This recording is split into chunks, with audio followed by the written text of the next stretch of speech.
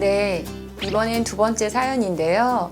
이분은 26년 동안 시어머니를 위해 구원 기도를 하신 분입니다. 시어머님은 북한에서 내려오셔서 6.25도 겪으시고 실향민의 아픔과 서름, 상처가 많으셨던 분이시라고 해요. 그래서 항상 한이 많으시고 마음에 어깨에 무거우셨던 분이시라고 합니다. 하나님 이 시간 사랑하는 오승윤 성도님의 마음과 외침을 찾아와 주셔서 내가 너의 아픔을 알고 내가 너의 힘듦을 알고 내가 너의 과거의 어려움도 안다고 말씀하여 주시는 깨끗하게 육신의 아픔과 마음의 상처, 마음의 무거운 짐들을 깨끗하게 주의 보혈로 부시고 회복시켜 주시옵소서. 아멘. 이제 어머니에게 믿음의 은혜를 허락하여 주시옵소서. 믿음으로 예수님을 고백하며 주님과 동행하는 삶을 살아가는 오승희 성도님 되게 하여 주시옵소서. 아멘. 내 마음에 있는 모든 무거운 상처들과 또한 죄의 문제들이 깨끗하게 예수님의 보혈로 회복되시는 감사와 찬양을 드립니다. 아멘. 사랑하는 우리 오승희 성도님 하나님의 자녀로 삼아주시는 감사드리고 예수님의 이름으로 기도합니다. 아멘. 시댁의 영혼 구원을 위해서 매일 무릎과 눈물로 기도를 하신 분이십니다.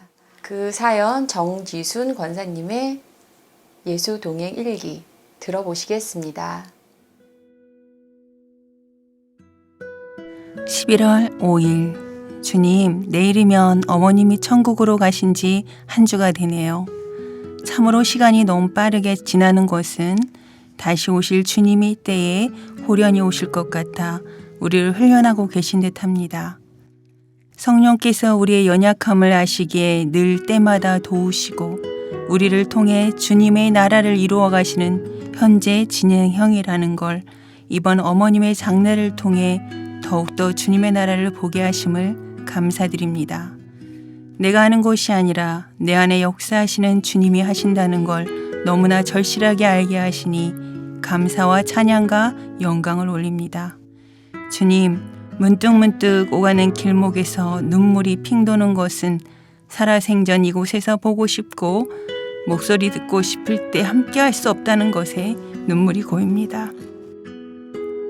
주님께서 안 믿는 형제들과도 모든 장례 절차를 순적하게 해주시고 제사가 아닌 위로 예배를 통해 주님의 나라를 소망하는 몇 분의 형제들이 생기게 하심도 감사합니다. 큰형님 조만간 마음을 정리하고 교회에 나갈 것이라고 기도해 달라고 하십니다. 주님의 역사는 제가 예측할 수 없을 정도로 큽니다. 시어머님이 그토록 병상 세례에 거부를 하시다가 세례 후의 평안과 아멘과 예수님 사랑합니다를 고백하시는 녹화 영상을 본 시댁 식구들에게도 주님의 놀라운 역사하심이 있기를 기도합니다. 주님께 모든 영광과 감사를 올립니다. 네, 목사님 한 절 한 절 예수님을 의지한 마음이 엿보입니다. 정말 감사하네요. 네, 이런 증인들이 참 많이 필요하다고 생각이 듭니다. 가장 어려운 일이에요. 네. 부모가 자녀를 대하는 일은 그냥 거의 본능에 가까운 그쵸. 일이죠. 네. 근데 이게 반대가 되어서 자녀 입장에서 부모 영혼을 구원하고 부모님을 섬기는 일은 예수 그리스도 안에서 아마 하나님이 우리에게 드러내 주시는 부인할 수 없는 어떤 증거라고 생각이 듭니다.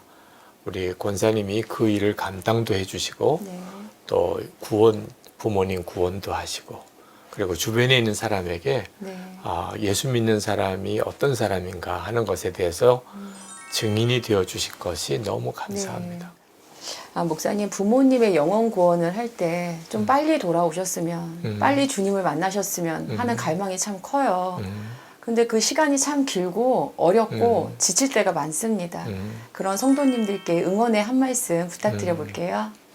그 부모님 위해서 기도하시는 성도님들에게 꼭 부탁드리고 싶은 것은 가장 어려운 문제가 조급함이에요. 네. 그 많은 성도님들이 부모님이 구원받지 못한 것 때문에 어떻게 하면 좋아요? 저렇게 하시다가 돌아가시게 되면 어떻게 하면 좋아요? 그런 마음이 참 강해요. 근데 사실 영혼 구원에 대한 전도의 가장 어려운 영역이 가족 전도라고들 해요. 네. 근데 그러다 보니까 이제 지치는 사람도 있고 포기해버리는 사람도 있어요. 근데 부모님 전도를 위해서 우리에게 가장 중요한 문제는 정말 주님께 맡기는 믿음이에요. 주님께. 자녀를 향한 부모의 마음도 똑같고 네. 자녀가 부모님을 위한 것도 가장 중요한 원리는 주님이 해주셔야 하는 일이거든요. 그래서 주님께 맡겨야 돼요. 주님께 맡겼는지 안 맡겼는지가 드러나요. 네. 그 믿음이. 그래서 불신자이신 부모님 입장에서 예수를 믿는 자녀가 와서 이제 예수 믿으세요. 이렇게 전도를 하죠. 그럴 때 그게 잔소리처럼 들리는 어떤 경우는 이제 연세가 더 많아지시고 자녀가 더 장성해지게 되면 이제 막 가르치고 네, 역할이 막 바뀌죠. 야단도 치고 네. 네. 그럴 경우에는 부모 마음은 예수 믿는 게 좋다는 느낌이 안 드는 거예요. 예수 믿는 자녀들이 참 좋구나. 여러 자녀들 중에 예수 믿는 너희들은 정말 좋구나. 이런 느낌이 안 들게 돼요. 전도만 해야 된다. 우리 네. 엄마 아빠가 빨리 교회 와서 세례 받으시고 그 다음 네. 돌아가셔야지. 이런 생각에만 몰두하니까 오히려 부모님의 마음이 더 다쳐버리게 되는 일도 생겨요. 목적의식만 갖게 되니까. 그렇죠. 네. 그러니까 부모 전도에 있어서 가장 중요한 것은 네. 성경에서 부모님께 순종하라, 부모님을 공경하라 네. 라고 했거든요. 그 점에 대해서 먼저 분명해야 합니다. 그래서 예수 믿는 자녀이기 때문에 더 네. 엄마 아빠가 볼 때, 예수 안 믿는 엄마 아빠가 볼 때 여러 많은 자녀들이 있거나 또는 다른 친구들의 여러 자녀들도 있는데 예수 믿는 너희들은 정말 나에게 순종하는구나. 내가 너희들에게 다 잘해준 것도 아닌데 나도 너희들에게 잘못한 것도 많을 것 같은데 어쩌면 너희들은 그렇게 나를 공경하냐. 사실 그 점에 대해서 먼저 엄마 아빠가 맞아, 너희들은 진짜 나에게 순종하는 자녀다 라고 하는 점이 먼저 인정되어져야 그 다음에 엄마 아빠 저희들이 하나 소원이 있어요. 꼭 예수 믿으세요. 그래서 영원한 영생도 얻으시면 좋겠어요. 그게 저희들의 기도예요. 다른 건 아무것도 원하지 않아요. 사실은 부모가 재산이 있는 경우에는 사실 그런 문제가 더 예민해지죠. 점점점 형제들 사이에 그런 걸 더 의식하는데 저희들은 어머님, 아버님이 꼭 구원 받기를 원하는 거예요. 그 대신에 전제가 네. 너희들은 진짜 순종하는 아이들이다. 너희들은 정말 공경하는 아이들이구나. 그걸 나중에 저희들이 주님께 기도하면 엄마 아빠에게 순종하라고 주님이 그러세요. 네. 엄마 아빠를 공경하라고 그러세요. 그래서 저희들이 이렇게 하는 거예요. 네. 물론 뭐 그것도 엄마 아빠가 너희 같은 애들이 없다. 뭐 이렇게 표현할 때 나오는 거죠. 그럴 때 사실은 엄마 아빠를 위해서 매일 기도하는데 주님이 계속 엄마 아빠를 생각하게 하고 순종하게 하고 공경하게 하시네요. 이제 그렇게 되어야 네. 그 다음에 은혜의 역사가 주님이 엄마 아빠의 마음을 만지시고 네. 움직이실 수 있거든요. 그러니까 절대로 조급해하거나 네. 엄마 아빠를 가르치려고 하거나 네. 무리하게 대하거나 네. 나이가 많이 드신다고 그래가지고 이제는 또 어린애 취급을 하거나 하지 않아야 한다는 거죠. 네, 말씀 감사합니다. 목사님 지난주 1회 신앙 상담을 보내주신 분이 있으세요. 네. 그래서 그 채택되신 분 사연을 좀 읽어드릴까 하는데요. 시집간 딸을 걱정하시는 어머니의 사연입니다. 5년 전 결혼하여 3살 아이를 둔 딸이 있습니다. 그의 시부모님은 통보하시지도 않고 열쇠를 가지고 집에 들어오시는 등 일방적인 부분이 많습니다. 생계 유지를 위해 딸이 직장 생활을 하는데 사위는 돈도 벌지 않으면서 육아도 도와주지 않으니 서로 싸움이 잦아져 이혼 위기에 있습니다. 시댁 스트레스와 남편과의 좋지 않은 관계들로 많이 지쳐있는 딸에게 제가 좋은 말을 해주려 하면 화만 내고 자신이 불행하다고만 하네요. 사위는 믿음이 없지만 딸은 모태신앙으로 자라서 필요할 때만 가끔 교회에 가는 정도입니다. 정말 간절히 딸과 가정을 위해 기도드리고 있는데 어떤 조언을 해줘야 되는지 모르겠습니다. 어떻게 해야 딸의 마음이 풀리고 믿음의 가정으로 화목하게 될까요? 목사님 어떻게 해야 될까요? 아마 어려운 문제 중에서 제일 어려운 유형일 것 같아요. 네. 그러나 자녀를 위한 기도도 아니고 자녀 부부를 위한 문제고 네. 거기에는 또 사돈과의 네. 관계도 연결이 돼 있으니까 단순히 딸에게만 집중된 문제도 아니고 이런 문제가 함께 뒤섞여 있는데 그걸 뒤에서 도대체 부모로서 어떻게 이걸 도와줘야 되나. 신앙을 떠나서 이야기한다면 답이 없는 문제죠. 그죠? 너 보니까 네. 너 이렇게 해가지고는 앞으로 잘 살 것 같지도 못하다. 네. 그런 뭐 남편이라면 헤어져라. 사실 그런 부모도 상당히 많아요. 부모가 자기 기대에 안 맞는다고 자녀들 부부를 갈라놓는 네. 역할을 하는 부모도 많다고 많습니다. 하더라고요. 네. 자, 그런데 이런 경우에도 우리가 어떻게 해야 할까요? 하고 주님께 묻는 일이 중요한 거죠. 주님이라면 이 문제를 어떻게 다루실까 하는 것이 저 자신이 생각하기에는 일단 부모가 자녀 부부에 대해서 어떤 영향력을 끼친다. 우리가 그 부부를 행복하게 만들어주거나 또는 뭐 갈라져야 되게 해주거나 할 수 있다고 하는 생각을 안 해야 한다는 거죠. 이미 이제 그들은 우리를 떠난 네. 독립된 부부인 거예요. 네. 마치 남의 부부랑 똑같은 거죠. 네. 이제 여전히 우리 한국 부모가 가지고 있는 어려움이 결혼을 시켰는데도 여전히 내 자식이라고 생각해서 뒤에서 네. 남편 쪽은 남편 쪽대로 아내 쪽은 아내 쪽대로 부모가 뒤에서 조절을 하니까 네. 본인들이 전혀 어른으로 서지를 못하는 거거든요. 그래서 두 사람 관계가 쉽지는 않지만 결국 문제 해결은 자녀들이 스스로 해야 되는 일이고 이제 부모 입장에서 그러면 뭐 어떻게 해줘야 되나 가장 중요한 것은 이제 정말 아이들 자녀들의 가정을 위해서 중보해주는 일이고 네. 딸을 믿음으로 견딜 수 있게끔 지탱해주는 일 네. 이제 남편과의 관계 남편이 경제적으로 좀 무능하거나 성격적으로 좀 성숙되지 못할 경우에는 참 고통스럽죠. 그런 과정에서 가정을 지켜가는 일이. 그때 중요한 것은 아내가 딸이 주님과 관계가 분명하면 사실 견딜 수 없는 어려움은 없어요.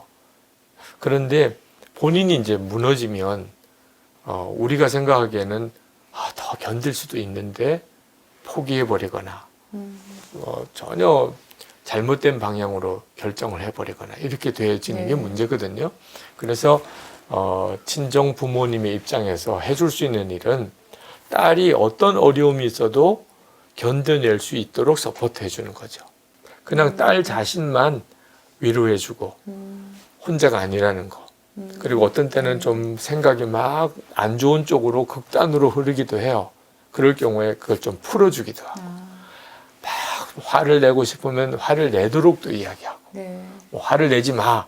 너 그건 믿음의 행동이 아니야. 이런 식으로만 나갔다가는 딸은 갈 데가 없어요. 그러니까 울고 싶으면 울게도 하고 화를 낼 때는 화를 내는 말을 들어줄 부모가 역할을 할 수 있는 건 사실 그것밖에 없어요. 정서적 지지를 계속 해줘야 네. 그렇게 하다 보면 딸도 다시 이제 정상적인 사고를 하게 되고 네. 그래서 다시 이제 가정에 가서 남편과 아이들을 지탱해 줄 수 있는 힘도 되거든요. 네. 어떻든지 간섭이 내가 사위를 만나서 혼을 내야지 그건 정말 안 좋은 방법이죠. 할 수 있으면 네. 사위는 또 따로 불러다가 네. 아주 그냥 고기를 많이 먹여주는 최대한 뭐, 가장 좋아하는 음식을. 그렇지. 그렇죠. 뭐, 선물도 사주고요. 딸에게 뭐 어래라 너가 그렇게 하면 어떻게 하냐 뭐 야단도 네. 치고 그러면 뭐 딸 데려가겠다 이런 식으로 해서는 네. 안 되는 거고 네. 사위는 사위대로 네. 이렇게 품어주고 그리고 마음에 이게 어떤 응어리나 답답함이 풀어지도록 하고 이게 부모의 역할은 네. 그 둘이 무너지지 않게 도와주는 네. 거죠. 무너지지 않게. 네. 이 사연을 주신 어머님, 목사님 말씀 잘 들으셨죠? 저희가 함께 중보하겠습니다. 힘 잃지 마시고 무너지지 않게 뒤에서 버팀목이 되어주시는 주님의 사랑으로 온전히 사랑만 해주시는 그 역할 하실 수 있도록 응원합니다. 목사님 벌써 마무리할 시간이 되었어요. 네. 예, 1회 분이 나가고 나서 목사님 반응이 좋더라고요. 아, 그랬어요? 네. 네. 네, 목사님 이번 집사님이 잘하셔서 그랬나 봐요. 아닙니다, 목사님. 저 지금도 떨고 있어요. 네, 오늘은 어떠셨어요? 교우들의 사연이 한결같이 다 좋은 것만은 아니고 힘든 사연들도 많지만 네. 그래도 교우들의 사정을 이렇게라도 알게 되는 일이 저에게는 너무 좋았어요. 그리고 네. 마치 한 가족 같은 느낌도 들고 우리 부목사님들 통해서 교우들의 형편을 늘 듣기는 해요. 그런데 구체적인 사례들에 대해서 저도 옆에서 격려의 말을 해드릴 수 네. 있다는 게 네. 행복해요. 네, 저도 이 시간 목사님이랑 같이 하면서 서로 이렇게 얘기를 나눌 수 있는 기회도 너무 좋고요. 목사님 말씀에 아주 마음이 울컥울컥 할 때가 많았습니다. 여운의 감동이 너무 많습니다. 지난주에 빌려간 이 책을 제가 갖고 왔습니다, 목사님. 네. 그래서 이 책에서 목사님께서 부부와 관련된 설교를 준비하실 때 사랑 표현을 연습하셨다고 그 얘기를 들었어요. 네. 그래서 그거 어떻게 그렇게 된 상황인지 좀 궁금하다. 물론 책은 저는 읽어서 알고 있지만 잠깐 말씀해 주실 수 있으세요? 저는 그 사랑 표현을 꼭 해야 된다는 생각을 하지 않고 어린 시절을 보냈어요. 네, 우리 한국 남자들이 아마 그런 생각하고 살았던 시대가 저희들이 자랐던 시대 같아요. 그리고 표현을 또 유별나게 하는 것을 오히려 좀 이상한 사람 취급했고요. 표현하지 않고 속으로 사랑하는 것이 더 가치가 있다. 그게 진짜 사랑이다. 그런 생각도 했었고 그렇게 표현 없이 지내다 보니까 결혼하고 난 다음에 제 아내와 관계에 제일 큰 어려움이 사실 그 문제였어요. 사랑한다는 표현을 하는 것이 괜히 어색하니까 잘 안 하게 되고 제 아내는 그러니까 제가 속 마음이 어떤지 잘 이해가 안 되고 꼭 표현을 해야 되느냐 하는 생각이 사실 솔직히 있었어요. 그런데 설교를 하고 교우들에게 이제 말씀을 가르치려고 여러 많은 책들을 이제 보게 되었습니다.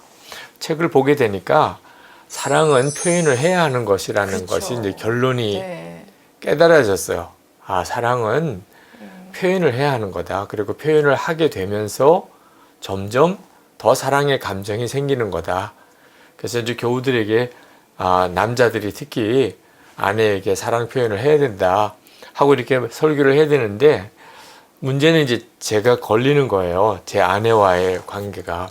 그래서 제가 먼저 제 아내에게 사랑한다는 표현을 해야 되겠다. 그런 마음의 생각을 하고 이제 설교를 앞두고서 한 주간 동안 엄청 저 개인적으로는 혼란스러웠어요. 아마 제 아내는 제가 그렇게 고민하는 줄 몰랐을 거예요. 안 하셨던 거를 하셔야 되니까. 네. 그렇죠. 근데 문제는 저는 사랑 표현을 그냥 일상에서 자연스럽게 늘 하는 거라고 생각하지 않고 이건 일생일대의 아주 중요한 사건처럼 생각하고 생각을 하니까 더 못하겠는 거예요. 단 한 번의 고백처럼요. 네.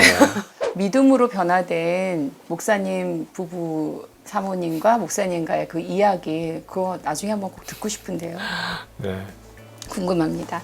다음 주에는 부부 이야기를 나눠볼 텐데요. 가깝고도 멀고 어려운 사이 부부지요. 각 가정마다 다양한 상황들이 있을 거예요. 혼자서 믿는 분도 계실 테고 불화 중에 있는 분도 계시고 소강 상태이신 분도 계실 테고요. 또한 그저 그렇게 사시는 분도 계실 거예요. 그러나 주님 안에서 한 가정을 이루시는 그런 가정도 부부도 있을 겁니다. 다음에는 이런 여러 상황들을 일기로 그 과정들을 견뎌내시고 이루어 가시는 그 사연들을 공모합니다. 부부 상담도 함께 받습니다.